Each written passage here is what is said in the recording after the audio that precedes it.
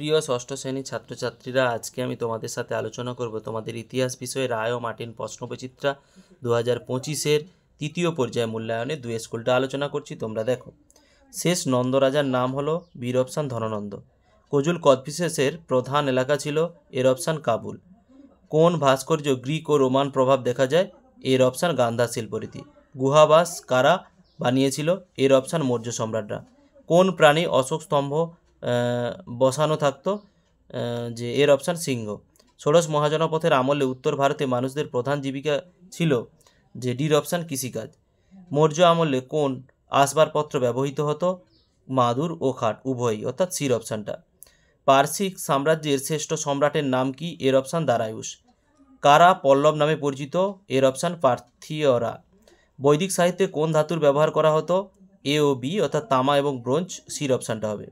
ঋগ্বেদের কোন নদীর কথা পাওয়া যায়? যে গঙ্গা এবং যমুনা, সির অপশান হবে। কোন সাহিত্য দেবতা এবং অসুরের বিবাদের কথা পাওয়া যায়? এর অপশান ব্রাহ্মণ্য সাহিত্য। কেবলির নামে কে পরিচিত? এর অপশান মহাবীর। দ্বাদশ অঙ্গ কোন ধর্মের সঙ্গে জড়িত? এর অপশান জৈন ধর্মের সঙ্গে জড়িত। দুয়ের দাগের প্রশ্নগুলো। বস্ত্রশিল্প বিখ্যাত কেন্দ্রের নাম বারাণসী। তুলো চাষ কোথায় বেশি হতো? দাক্ষিণাত্যে। চিকিৎসা সংক্রান্ত দুটি বইয়ের নাম চরক সংহিতা ও সুশ্রুত সংহিতা। যে কোনো একটি বিখ্যাত মহাবিহারের নাম লেখো। নালন্দা বিক্রমশীল, দুটি আছে। বরাহমিহিরের লেখা একটি বইয়ের নাম লেখো। বৃহৎ সংহিতা। তোমরা লিখে নাও। পলিস কাকে বলে? প্রাচীন গ্রিসের ছোট ছোট নগর রাষ্ট্রকে পলিস বলা হয়। কোন গ্রিক ঐতিহাসিক এথেন্স ও স্পার্টার সঙ্গে পার্সিক সাম্রাজ্যের যুদ্ধের কথা লিখেছেন? হেরোডোটাস। নাসিক ও কার্লের লেখা কোন রাজার আমলে তৈরি হয়? গৌতমীর পুত্র সাতকর্ণী। প্রভাকর বর্ধনের বড় ছেলের নাম রাজ্যবর্ধন। গৌতম বুদ্ধ কোথায় জন্মগ্রহণ করেন? নেপালের লুম্বিনীতে। গণরাজ্য কাকে বলা হয়? সহায়িকার 88 পৃষ্ঠায় 6 দাগের প্রশ্নটা দেখাচ্ছি, দেখো। এইখান থেকে এতটা অবধি তোমাদের লিখতে হবে গণরাজ্য। মহাপতি কাকে বলা হয়? সহায়িকার 59 পৃষ্ঠা 2 দাগের প্রশ্নটা তোমাদের দেখাচ্ছি, তোমরা দেখো। এই যে মহাপতি, এইটা লিখবে। ভূপতি হলেন, এটা পুরোপুরি এই অবধি লিখলেই হবে। স্নাতক কাদের বলা হয়? সহায়িকার 72 পৃষ্ঠায় 74 দাগের প্রশ্নটা তোমাদের দেখাচ্ছি, তোমরা দেখো।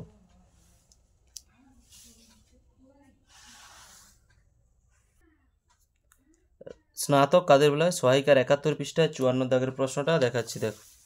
এই যে এইখান থেকে এতটা অবধি লিখবে, যেহেতু শর্ট কোশ্চেন এতটা অবধি লিখলে হবে। রত্নিক কাদের বলা হয়? সহায়িকার 67 পৃষ্ঠায় 28 দাগের প্রশ্নটা দেখাচ্ছি, যে এইখান থেকে তোমাদের এতটা লিখতে হবে। এইটা হচ্ছে কি রত্নিক। 3 দাগের পূর্ণমার্ক হচ্ছে 2। বৈদিক যুগে অর্থনীতি দুটি বৈশিষ্ট্য লেখো। 60 পৃষ্ঠার 3 দাগের প্রশ্নটা দেখাচ্ছি, দেখো। এই যে এইখান থেকে লিখতে হবে, লিখে পুরোপুরি এই অবধি লিখলেই হবে। ইন্দো আর্য ভাষা গোষ্ঠী বলতে কি বোঝে? সহায়িকা 63 পৃষ্ঠায় 3 দাগের প্রশ্নটা তোমাদের দেখাচ্ছি। এই যে এখান থেকে এতটা অবধি তোমাদের লিখতে হবে। মহাজনপদ বলতে কি বোঝো এবং মহাজনপদের শক্তিশালী হয়ে ওঠার যে কোনো একটি কারণ লেখো। সহায়িকার 87 পৃষ্ঠায় 2 দাগের প্রশ্নটা এইখান থেকে লিখতে হবে। এইখান থেকে লিখে এতটা অবধি তোমাদের লিখতে হবে। অথবা প্রশ্ন, মগধের দুটি রাজধানীর নাম লেখো এবং মহাবীর কত বছর ধর্মপ্রচার করেন? সহায়িকার 88 পৃষ্ঠা 9 দাগের প্রশ্নটা এইখান থেকে এতটা অবধি লিখতে হবে। কনিষ্কের রাজধানীর নাম লেখো এবং কুষাণদের প্রধান শাসন কেন্দ্রের নাম লেখো। কনিষ্কের রাজধানীর নাম পুরুষপুর, কুষাণদের প্রধান শাসন কেন্দ্রের নাম হচ্ছে ব্যাকট্রিয়া। সাতবাহন বংশের প্রথম শাসকের নাম লেখো। সাতবাহনের বংশের প্রথম শাসকের নাম তোমরা লিখে নাও সিমুক। সাতবাহন বংশের প্রধান বিপক্ষ কে ছিলেন? পশ্চিম ভারতের যে ক্ষত্রব শক্তি। দ্বিতীয় নগরায়ণ কাকে বলে ও কার্যাপন কি? দ্বিতীয় নগরায়ণ সহায়িকার 137 পৃষ্ঠায় 6 দাগের প্রশ্ন। দ্বিতীয় নগরায়ণ এখান থেকে এতটা অবধি লিখতে হবে। এরপরে কার্যাপন কি? কাগজের মুদ্রা। তবু তোমরা সহায়িকার 143 পৃষ্ঠায় 10-এর দাগে দেখাচ্ছি, তোমরা দেখো। এইটা লিখতে হবে পুরোপুরি, এই যে কার্যাপন। রাইট। অথবা প্রশ্ন, গুপ্ত সাম্রাজ্য কিভাবে পতন ঘটে ও সুবর্ণ যুগ কি? এটা হচ্ছে টেক্সট বই থেকে 107 পৃষ্ঠায় তোমাদের দেখাচ্ছি, দেখো। এইখান থেকে লিখতে হবে, এতটা অবধি তোমাদের লিখতে হবে। সঙ্গম সাহিত্য কাকে বলে? সহায়িকার 159 পৃষ্ঠায় 19-এর দাগের প্রশ্নটা। এইখান থেকে লিখতে হবে পরের পৃষ্ঠার এই অবধি তোমাদের লিখতে হবে। অথবা তামিল সাহিত্যের দুটি মহাকাব্যের নাম লিখো। সহায়িকার 159 পৃষ্ঠার 37-এর দাগের প্রশ্নটা। 165 পৃষ্ঠার 37-এর দাগের প্রশ্নটা দেখাচ্ছি, দেখো। এই যে তামিল সাহিত্যের দুটি হচ্ছে শিল্পাদিকারম আর মণিমাক্লই। শিল্পাদিকারম আর মণিমাক্লই দুটো লিখে নেবে, এই দুটো। কয়েকজন পার্সিক সম্রাটের নাম লেখো। তোমরা লিখে নাও, দারায়ুস ও সাইরাস। হায়ারোগ্লিফ লিপি বলতে কি বোঝো? অথবা প্রশ্ন, এক ধরনের চিত্রলিপি যা প্রধানত ব্যবহৃত হতো যে ডান দিক থেকে বাম দিক লেখার ক্ষেত্রে। মহাবীর 4-এর দাগের প্রশ্ন, পূর্ণমার হচ্ছে 3। মহাবীর কত বছর বয়সে মারা যান? 72 বছর বয়সে। জৈন ধর্মের শেষ দুই তীর্থঙ্করের নাম পার্শ্বনাথ ও মহাবীর। আলেকজান্ডারের সেনাপতির নাম কি? সেলুকাস নিকেটর। মৌর্য আমলে দুটি ভূমি রাজস্বের নাম বলি ও ভাগ। চতুর্থ বৌদ্ধ সঙ্গীতের সভাপতি কে ছিলেন? বসুমিত্র। এই সঙ্গীতের গুরুত্বপূর্ণ ঘটনা। সহায়িকার 87 পৃষ্ঠায় 4-এর দাগের প্রশ্নটা দেখাচ্ছি, দেখো।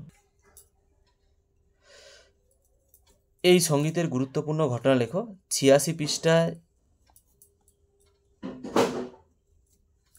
9-এর দাগের প্রশ্নের শেষেরটা দেখাচ্ছি, তোমরা দেখো। এই যে এই গুরুত্ব, এই বৌদ্ধ সঙ্গীতের বৌদ্ধদের দুটি যে প্রধান দুটি ভাগে হিনজান মহাযানের উৎপত্তি হয়, এইটুকু লিখলে যাবে। এই যে দেখো, এই বৌদ্ধ সঙ্গীতে মহাযান ও হিনজানের উৎপত্তি হয়, ওটা লিখবে। হিনজান মহাযানের সম্পর্কে একটু লিখে দেবে, বা এটা পার্থক্যটা তুলে দিলেও চলবে। রুদ্রদমন কোন উপাধি ব্যবহার করেছিলেন? মহাক্ষত্রপ। দ্বিতীয় চন্দ্রগুপ্তের মেয়ের নাম প্রভাবতী গুপ্ত। কোন গুপ্ত সম্রাট প্রথম রূপোর মুদ্রা চালু করেন? দ্বিতীয় চন্দ্রগুপ্ত। স্ত্রীধন বলতে কি বোঝো? সহায়িকার 141 পৃষ্ঠার 31-এর দাগের প্রশ্নটা দেখাচ্ছে। এইখান থেকে এতটা অবধি তোমাদের লিখতে হবে। রূপক কি? 144 পৃষ্ঠার যে 40-এর দাগের প্রশ্নটা তোমাদের দেখাচ্ছি, দেখো। এই যে গুপ্ত সম্রাট দ্বিতীয় চন্দ্রগুপ্তের আমলে চালু হওয়া প্রথম যে রূপোর মুদ্রাকে বলা হচ্ছে রূপক। সংখ্যায়ন কাকে বলে? সহায়িকার 165 পৃষ্ঠার 45-এর দাগের প্রশ্নটা দেখাচ্ছি, দেখো। এই যে জৈনরা গণিত বিদ্যা নামে যে আখ্যায়িত করে তাকে বলা হচ্ছে সংখ্যায়ন। কৃষি বিজ্ঞান বিষয়ে একটি গ্রন্থের নাম লেখো। কৃষি পরাশ্রয়। কাবেরী নদীর বদ্বীপ এলাকায় বিখ্যাত বন্দরের নাম লেখো। যে 184 পৃষ্ঠা 43-এর দাগের প্রশ্নটা। এই যে কাবেরী নদীর বদ্বীপ এলাকায় কাবেরীপট্টিনম। চন্দ্রগুপ্ত মৌর্যের সভায় কোন কোন দূত এসেছিল? মেগাস্তিনিস এসেছিল। রেশম পথ বলতে কি বোঝো, বা রেশম পথ কাকে বলে? সহায়িকার 180 পৃষ্ঠার 16-এর দাগের প্রশ্নটা দেখাচ্ছি, দেখো। এইখান থেকে এতটা অবধি তোমাদের লিখতে হবে। কোন দুটি লিপি ডান দিক থেকে লেখা হতো? খরষ্টি ও ব্রাহ্মী। 5-এর দাগের পূর্ণমার্গ হচ্ছে 5। মৌর্য আমলে মানুষরা কি ধরনের পোশাক পরতেন তা আলোচনা করো। সহায়িকার 138 পৃষ্ঠায় 12-এর দাগের প্রশ্নটা দেখাচ্ছি, তোমরা দেখো। এইখান থেকে এতটা অবধি লিখবে। অথবা অগ্রহার ব্যবস্থা কি? সহায়িকার 140 পৃষ্ঠার 25-এর দাগের প্রশ্নটা তোমাদের দেখাচ্ছি, দেখো। এই যে এইখান থেকে এতটা অবধি তোমাদের লিখতে হবে। ওর সাথে তামিলনাড়ুর কোন জায়গায় দূরপাল্লার বাণিজ্য হতো? কাবেরীপট্টিনম। কোন অঞ্চলে শালি ধান চাষ করা হতো? মগধের পার্শ্ববর্তী অঞ্চলে। তোমরা লিখে নাও। মৌর্য আমলে শিল্পচর্চা বৈশিষ্ট্য লেখো। টেক্সট বইয়ের 123 পৃষ্ঠায় তোমাদের দেখাচ্ছি, দেখো। এইখান থেকে লিখতে হবে, লিখে পরের পৃষ্ঠা এই যে পুরোপুরি এতটা অবধি তোমাদের লিখতে হবে। অথবা গুপ্ত ও পল্লব আমলে শিল্পচর্চার বৈশিষ্ট্য লেখো, যে সহায়িকার 128 পৃষ্ঠা। অথবা প্রশ্ন, গুপ্ত ও পল্লব আমলে শিল্পচর্চার বৈশিষ্ট্য লেখো, টেক্সট বইয়ের 128 পৃষ্ঠা। তোমাদের দেখাচ্ছি, দেখো এই যে এইখান থেকে লিখবে, লিখে এই অবধি লিখলেই তোমাদের হবে। রাজা হর্ষবর্ধন কোন দুটি রাজ্যের শাসনভার নিয়েছিলেন? থানেশ্বর ও কনৌজ। তোমরা লিখে নাও। ক্ষত্রপ কাদের বলা হয়? সহায়িকার 117 পৃষ্ঠায় 34 দাগের প্রশ্নটা দেখাচ্ছি, দেখো এই যে এইখান থেকে এতটা অবধি তোমাদের লিখতে হবে। এরপরে পাঠের কোশ্চেন, এবং পট্ট বা আহার কাকে বলে? ব্যাকাটকদের জেলাকে বলা হচ্ছে পট্ট বা আহার বলা হয়। সেনাপতি কাদের বলা হয়? টেক্সট বইয়ের 94 পৃষ্ঠায় তোমাদের দেখাচ্ছি। বা তোমরা লিখতে পারো যে সেনাপতি বলতে বোঝায় যিনি হচ্ছে সেনাবাহিনীর প্রধান দায়িত্বভার যার উপর অর্পিত থাকে, যার কথায় সেনাবাহিনী পুরোপুরি কি যুদ্ধক্ষেত্র বা সমগ্র ক্ষেত্রে পরিচালিত হয়। ভিডিওটি শেষ অবধি দেখার জন্য অতীতের ইতিহাস চ্যানেলের পক্ষ থেকে অসংখ্য ধন্যবাদ। ফিরে আসছি পরের ব্লগ নিয়ে।